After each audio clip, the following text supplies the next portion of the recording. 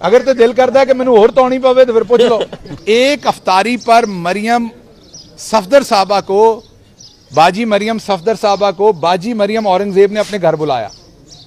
अफ्तारी के दौरान उन्होंने, जो हमारे भाई साहब हैं जो सिगरेट की कंपनी में काम करते हैं, वो कहीं बाहर से दही नहीं लेके आए थे टाइम पे, तो उनकी बेइज्जती फरमाई। जब उन्होंने देखा कि वो इतनी जबरदस्त बेइज्जती करती हैं, मीन एक दफा फंड के रख दिंदियां ने, वो जरा है भी उन्होंने वेखो ना तो वो लगता है कि वो बेइज्जती करने वालियां ने। वो उन्होंने कचीचियां वट वट के ना उन्होंने मुंह वटिया गया है। बाजी मरियम औरंगजेब इनियां कचीचियां वटदी है कि मुंह ही वटिया गया है। सो जब बाजी मरियम सफदर ने देखा कि इतनी बेहतरीन बदतमीजी करती हैं, तो उन्होंने उन्हें वजीर बना दिया। ऐसे लोग हैं जो हादसाती तौर पर वजीर बने हुए हैं, जैसे मरियम औरंगजेब साहबा, जिनका टोटल काम यह था कि वो हमारी बाजी का बैग पकड़ती, उनकी लिपस्टिक का ख्याल रखती हमारी बाजी की, उनके कपड़े और जूतों की मैचिंग सुबह चेक करती।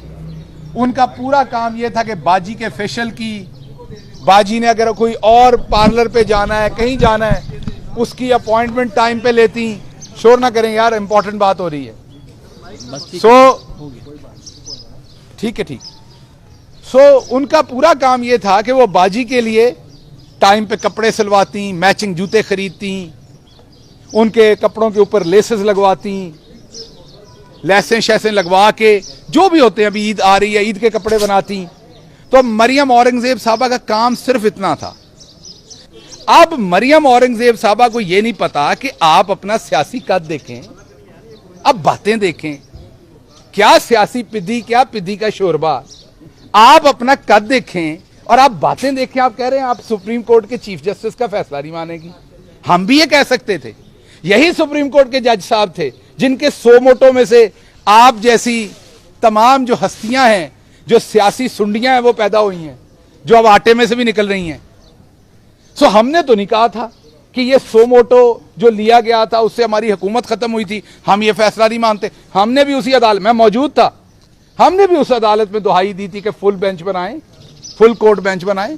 हमारे वकीलों ने भी जंजीर खटखटाई थी कि फुल बेंच बनाएं, नहीं बना था। हमारे लीडर ने तो चुप करके डायरी उठाई, गाड़ी में बैठे घर को चलते बने। हम भी घर को चलते बने, वहां से हम डायरी उठा के निकले, बाद तुसी सानू ही चुक लिया, मार मार के साड़ी खुंब ठप देती, तुसी बुरकस निकाल देता। मैंने मेरी फैमिली ने जस्टिस बंदयाल साहब जो चीफ जस्टिस हैं, उनकी अदालत में इंसानी, जब मेरे पे तशद्दुद हो रहा था, मैं पकड़ा हुआ था, उनकी अदालत में हमने दरखास्त की थी कि इंसानी हकूक के ख्याल में 100 मोटो लिया जाए। उन्होंने नहीं लिया, कोई बात नहीं, उन्होंने ऐसे ही मुनासिब समझा होगा। तो क्या मैं बकवास शुरू कर दूं? नहीं कर सकता मैं। आइन आपको ये हक नहीं देता। वो मजाकबाजी अपनी जगह था, वो मैं फैसलाबाद से हूं, मैं एंजॉय करता हूं वो बात करना, आपकी शान में गुस्ताखी नहीं करता। लेकिन आप जरा थोड़ा सा अपना कद देखें, आप जरा कोई थोड़ी सी सियासी हैसियत देखें अपनी। आप पाकिस्तान के आइन को पढ़ लें। मुझे पता है ये आइन 1973 में पैदा हुआ था, बूढ़ा हो गया है, और आप लोगों के यहां इतने बूढ़े वर्कर की कोई इज्जत नहीं है। इतनी देर में तो आप पार्टी से लोगों को निकाल देते हैं।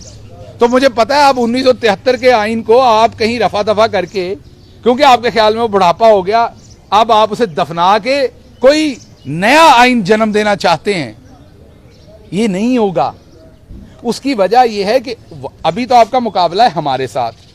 जैसे ही आपने आइन की किताब फाड़ने की कोशिश करनी है, तो फिर आपका पहला टाकरा होना है सहाफियों के साथ, दूसरा टाकरा होना है वकीलों के साथ, तीसरा टाकरा होना है आपका अदालतों के साथ, चौथा टाकरा होना है आपका सिविल सोसाइटी के साथ, फिर पांचवां टाकरा होना है पॉलिटिकल पार्टीज के साथ।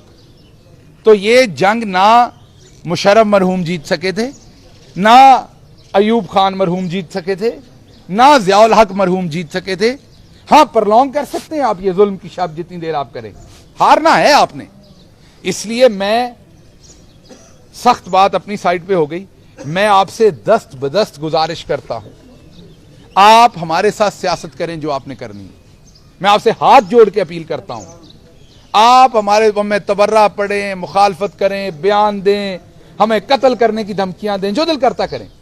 कम से कम सुप्रीम कोर्ट के जजेस की इज्जत और एहतराम मलूज़े खातर रखें, अदालत पर कीचड़ मत फेंकें, क्योंकि अगर आपने अदालतों को डिसमेंटल कर दिया, अगर आपने अदालतों को डरा लिया, अगर आपकी हुकूमत ने अदालतों के फैसलों को ना मानने का ये काम, तो कल को पाकिस्तान तो फिर एक बनाना रिपब्लिक बन जाएगी। हर कोई कहेगा मैं फैसला नहीं मानता, तो कौन कैसे जिएगा इस मुल्क के अंदर। तो मैं आपसे दस्तबदस्त ये रिक्वेस्ट करता हूं कि होश के नाखून लें, दोबारा सोचें और दोबारा सोचकर आप कम से कम एक मुद्दे के ऊपर आए कि अदालतों का आपने एहतराम करना है। लेकिन मैं आखिर पे बात क्लोज करूंगा, इमरान खान के साथ जो भी हुआ पाकिस्तान के अंदर, जितने भी मुकदमे हुए, उसकी पार्टी के साथ जितने भी मुकदमे हुए, हमेशा जजेस को, अदालतों को मलूज़े खातर रखा गया, उनकी इज्जत को। अगर कहीं पे शायबा भी गया, कहीं पे ये इंप्रेशन भी जनरेट हुआ, तो खान साहब ने खुद आके कहा कि अगर मेरी बात से ऐसा लगता है तो मैं माजरत ख्वाह हूं, मैं अपनी बात ये नहीं कहना चाहता था। तो आपने सज्जाद अली शाह साहब के साथ भी ये किया था, दोबारा ये ना कीजिए।